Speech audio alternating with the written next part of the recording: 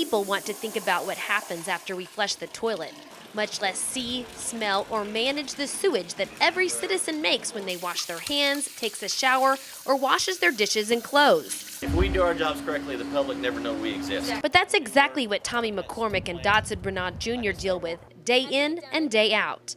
These two guys maintain all 24, soon to be 25, lift stations that service the city of Seguin.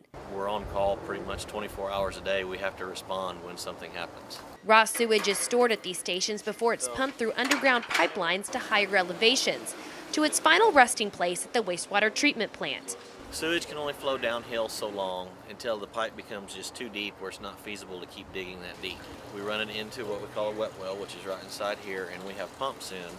And when the level reaches a certain amount, the pumps kick on, and then they pump it up over the next hill for it to start the rise going downhill again until it gets to its final destination at the sewer plant. Their job is to make sure that all lift stations are in good working order. So we look down in the wet well, make sure everything looks okay. Our chains that are attached to our motors are still in good shape.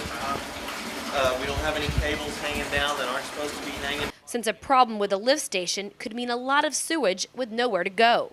If the pumps stop working due to a power outage or they can't keep up due to high water levels, we have alarms in place. When the water level reaches a certain point, that float tips. Well, it closes a signal, and we have a deal that's connected to the phone lines. When it flips, it sends a signal to the auto dialer, which at first it calls his phone, then it calls me. He and I, when there's a rainstorm, we don't sleep anymore. We're sitting there waiting for the phone to ring, see what's going to happen. But it's not just Mother Nature or technical issues that can cause breakdowns in our lift stations. Beg people don't flush mop heads, rags, anything like that. Doesn't belong in the toilet, don't put it there. Just flushing a rag down the drain can cause a major disruption in the pumps. So we had to pull the pump, take the pump apart, remove the rag this morning, put it back together, and then lower it back in the wet well to get the pump back working. Even more important than that, whatever you put down the toilet or drain ends up in our river. All our sewage water, it goes, once it's treated, it goes back to the river.